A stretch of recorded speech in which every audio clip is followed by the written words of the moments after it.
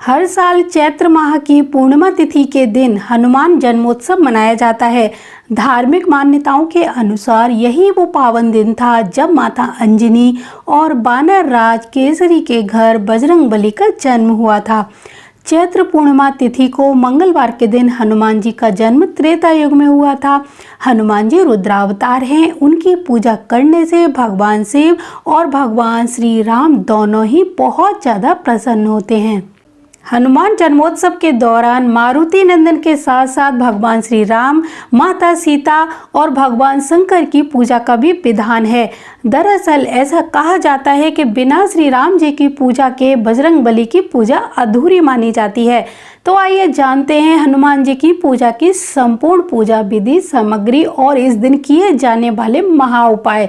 साथ ही साथ आज हम जानेंगे कि बहुत सारी महिलाएं इस बात को लेकर परेशान रहती हैं कि हम हनुमान जी की पूजा करना चाहते हैं लेकिन लोग मना करते हैं कि महिलाओं को हनुमान जी की पूजा नहीं करनी चाहिए।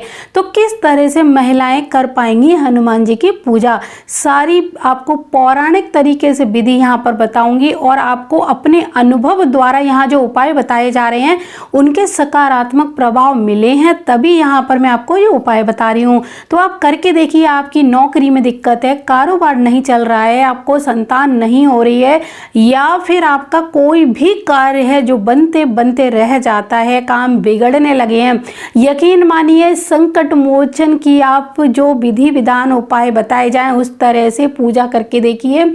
आपको इतने बेहतरीन और सकारात्मक प्रभाव देखने को मिलेंगे जो आपने जीवन में पहले कभी नहीं देखे होंगे। जिन लोगों का कारोबार नहीं चल रहा वो लोग हनुमान जी को इस दिन संकल्प लेकर, यानी हनुमान जन्मोत्सव के दिन हाथ में थोड़ा सा जल लेकर एक संकल्प करें और हनुमान जी को अपने कारोबार में बराबर का हिस्सेदार बनाकर देखें। कारोबार चलेगा ही नहीं, दौड़ने लगेगा। बहुत ही रामबाण और आजमाया हुआ उपाय है।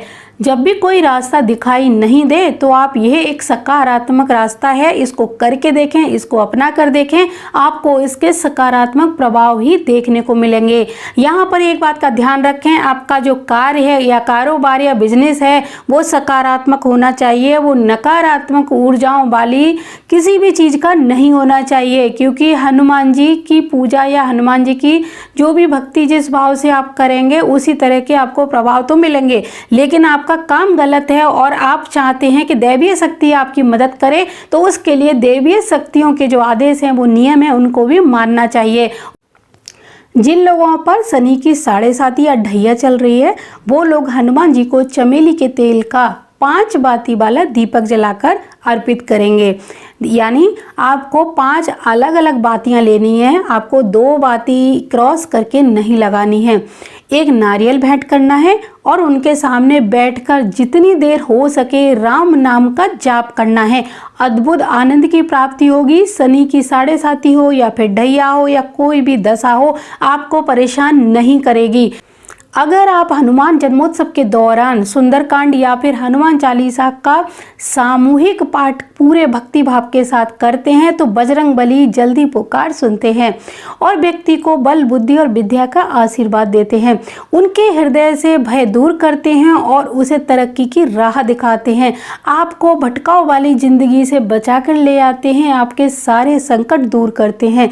तो आप हनुमान जी के सामने सामूहिक नहीं तो आप अकेले भी बैठकर पूरे भक्ति भाव के साथ राम नाम भी जप लेते हैं तो हनुमान जी सिर्फ इतने से ही प्रसन्न हो जाते हैं।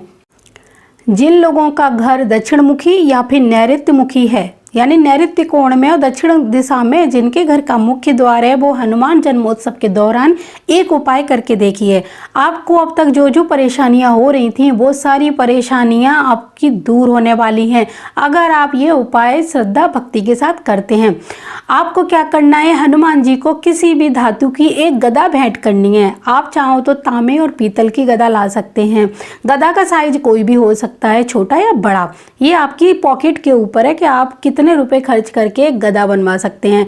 उसके बाद उस गदा को हनुमान जी को भेंट करना है, अपनी सारी परेशानियां उन्हें बतानी है और उनको बोलना है कि कल ये गदा मैं अपने घर वापस लेकर जाऊंगा और आप अपनी समस्त शक्तियों द्वारा मेरे घर को सुरक्षित कर दीजिए और इस गदा में अपनी सभी शक्तियों को समाहित कर दीजिए। आप ये उपाय घर के मंदिर या फिर घर के बाहर जो मंदिर है वहां पर भी कर सकते हैं, लेकिन अगले दिन ये गदा आपको वापस लानी है, इसलिए बोलकर आए मंदिर के पुजारी जी को। फिर अगले दिन उस गदा को लाकर अपने घर के मुख्य द्वार यानी दक्षिण और नैऋत्य कोण में मुख्य द्वार है वहां पर लगा दीजिए। आपके जो शत्रु है वो कंट्रोल में रहेंगे और जो जो बाधाएं आपको परेशान कर रही थी धीरे धीरे उन पर लगाम लगना शुरू हो जाएगी। लेकिन आपको पेशेंस रखना होगा क्योंकि ये उपाय धीरे धीरे काम करेगा। हनुमान जी की पूजा में सिंदूर, गुड़, चना और दीपक अति आवश्यक होता है। मान्यता है कि इन 4 चीज़ों के बिना हनुमान जी की पूजा अधूरी मानी जाती है। तो जब भी आप हनुमान जी की पूजा करें तब आप कम से कम हनुमान जी का जो चोला है जिसमें सिंदूर होता है, जिसमें एक दीपक होता है, जिसमें एक लंगोट, एक ध्वजा होती है, उसको भी अपने साथ ले जाकर अर्पित करते हैं तो वो भी आपकी पूजा में शामिल माना जाएगा। और हनुमान जी को जो लोग चोला चढ़ाते हैं उस व्यक्ति से हनुमान जी अत्यंत प्रसन्न रहते हैं। एक बात और ध्यान रखें कि बहुत सारी महिलाएं पूछती हैं कि क्या हम हनुमान जी को चोला चढ़ा सकते हैं, तो आप बिल्कुल भी हनुमान जी को चोला नहीं चढ़ा सकती। हनुमान जी को चोला हमेशा पुरुष चढ़ाते हैं, चाहे वो मंदिर के पुजारी जी हों चाहे आपके घर के पुरुष हों। लेकिन अगर आप हनुमान जी को चोला चढ़ाना चाहते हैं तो चोला का जो सामान है वो अपने बच्चे, अपने पति, अपने पिता या किसी अन्य सदस्य के नाम से मंदिर में देकर चढ़वा सकती हैं। आप अपने घर से पूजा की ये सामग्री यानी चोला का जो सामान है वो ले जाकर पंडित जी को दे दीजिए और अपने पति, बच्चे या जिसके नाम से आप चढ़वाना चाहती हैं उनके नाम से चढ़वा दीजिए। तो ये पूजा आप दोनों के लिए ही मानी जाएगी, यानी भेंट आपकी है और आपके नाम से संकल्प लेके चढ़ाई जा रही है तो ये पूजा आपको ही फलदायी साबित होगी। तो महिलाएं हनुमान जी को चोला नहीं चढ़ाती, चोला का आप सामान चढ़ा सकते हैं। सामान आप ले जाकर मंदिर में रख दें, वहाँ पर हर मंगलवार कई कई जगहों पर शनिवार को भी चोला चढ़ाया जाता है तो इस सामग्री से वो लोग वहाँ पर चोला चढ़ा लेंगे। तो इस बात का ध्यान रखें, हनुमान जी को कम से कम हर मंगलवार को किसी न किसी सदस्य के हाथ से सिंदूर तो अवश्य ही लगवा दिया करें, यानी सिंदूर से हनुमान जी बहुत प्रसन्न होते हैं। आपके घर में कोई छोटा बच्चा हो, बेटा होना चाहिए या फिर पति, क्योंकि हनुमान जी की पूजा में ये थोड़ी सी सावधानियां रखनी होती हैं महिलाओं को। बाकी मैं आपको और उपाय बताने जा रही हूँ कि महिलाएं क्या क्या कर सकती हैं। वीर हनुमान जी का आशीर्वाद पाने के लिए हनुमान चालीसा, सुंदरकांड का पाठ किया जा सकता है। इस दिन बजरंगबली को लौंग, इलायची चढ़ाते हैं तो शनि दोष दूर होता है, शनि की पीड़ा से राहत मिलती है। तो हनुमान जी को हनुमान जी के जन्मदिन वाले दिन आप इनमें से कोई भी चीज़ भेंट कर सकते हैं।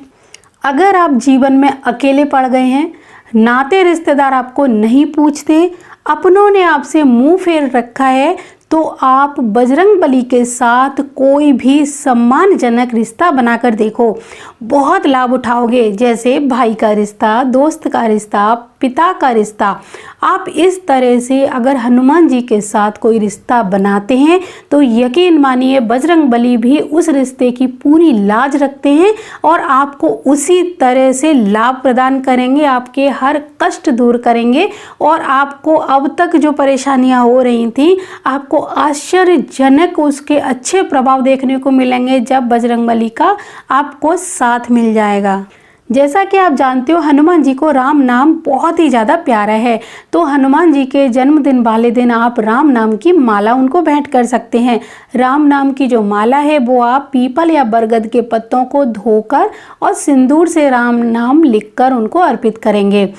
आपको तुलसी के पत्तों की भी माला अर्पित करनी चाहिए। अगर आपके यहाँ पे तुलसी के पत्ते हैं बहुत सारे और तुलसी भी है, ख़ास तौर से श्यामा तुलसी अगर आपके घर में है, रामा तुलसी आपके घर में है, दोनों तुलसी आपके घर में है तो दोनों की मिक्स करके माला बनाइए और उस माला को हनुमान जी को भेंट करिए। यकीन मानिए हनुमान जी तुलसी दल और भगवान श्री राम से अत्यंत प्रेम करते हैं।